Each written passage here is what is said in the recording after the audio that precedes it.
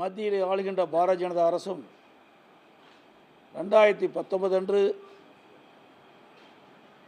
அறிவிக்கப்பட்ட தேர்தல் அறிக்கையில் முழுமையாக நிறைவேற்றப்படவில்லை. 2014 மத்தியிலே பாரதிய ஜனதா ஆட்சி அமைந்தது.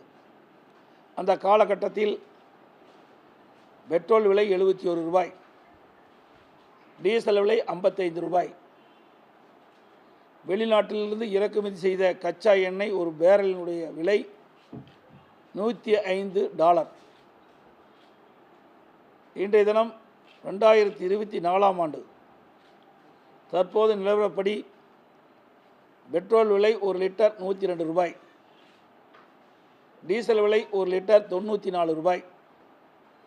வெளிநாட்டிலிருந்து மத்திய அரசு இறக்குமதி செய்யப்படுகின்ற கச்சா எண்ணெயினுடைய விலை ஒரு பேரல் $86. 2014 ஆண்டு கச்சா எண்ணெய் விலை குறைந்திருந்த பொழுது பெட்ரோல் டீசல் விலை குறைந்திருந்தது. இன்றைய தினம் 2024 ஆண்டு பெட்ரோல் டீசல் விலை இறக்குமதி செய்யப்படுகின்ற எண்ணெயினுடைய கச்சா எண்ணெய் விலை குறைந்தும் இன்னும் விலை குறைக்காமல் அதிகமான வரி போட்டு மக்கள் மீது மிகப்பெரிய சுமையை சுமத்திருக்கின்றார்கள்.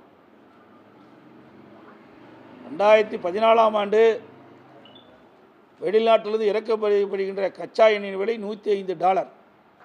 தற்போது இறக்குமதி செய்யப்படுகின்ற கச்சா எண்ணெய் விலை ஒரு பேரல் $86. ஆக கச்சா எண்ணெய் விலை உயர்ந்திருக்கின்ற நேரத்தில் பெட்ரோல் டீசலை குறைவாக விற்பனை செய்யப்பட்டது. தற்போது கச்சா எண்ணெய் விலை குறைந்தும் பெட்ரோல் டீசல் விலை குறைக்கவில்லை.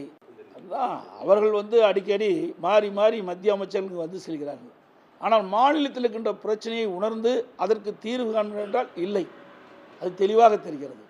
தமிழ்நாட்டு மக்கள் பாதிக்கின்ற பொழுது, தமிழக மீனவர்கள் பாதிக்கின்ற பொழுது அந்த பாதிப்பிலிருந்து மீட்டெடுக்க வேண்டும் என்பதுதான் அனைத்து இந்திய அண்ணா திராவிட முன்னேற்றக்கூடிய நிலைப்பாடு. ஆக இப்படி தேசிய கட்சிகள்லாம் இன்றைக்கு மாநிலத்தை புறக்கணிக்கின்ற காரணத்தினால்தான், மாநில உரிமைகள் பறிக்கப்படுகின்ற காரணத்தில் தான் இன்றைய தினம் அனைத்து இந்திய அண்ணா திராவிட முன்னேற்ற கழகம் கூட்டணியிலிருந்து விலகி தனித்து போட்டியிடுகின்றது.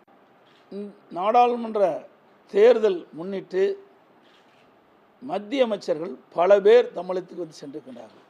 இவரெல்லாம் ஏற்கனவே தமிழகத்துக்கு வந்து சென்ற பொழுது ஒவ்வொரு அமைச்சரும் ஒவ்வொரு மத்திய அமைச்சரும் தங்கள் துறையில் ஏதாவது ஒரு திட்டத்தை எங்கே துவக்கி வைத்து சென்றிருந்தால் உண்மையிலேயே தமிழ்நாடு வளர்ச்சி பெற்றிருக்கும். அதிலெல்லாம் கவனம் செலுத்தாமல் வாக்குகளை மட்டும் குறிவைத்து இன்றைக்கு வருகின்றது, வேதனை அளிக்கின்றது. இதனால் எந்த நன்மையும் தமிழகத்துக்கு கிடைக்கப் போவதில்லை.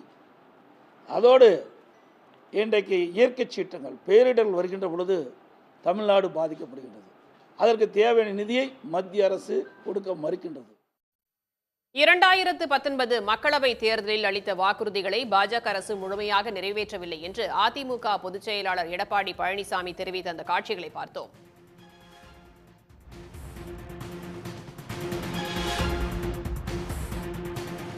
உடனுக்குடன் செய்திகளை தெரிந்து கொள்ள சன் நியூஸ் பெல் ஐகானை கிளிக் பண்ணுங்க.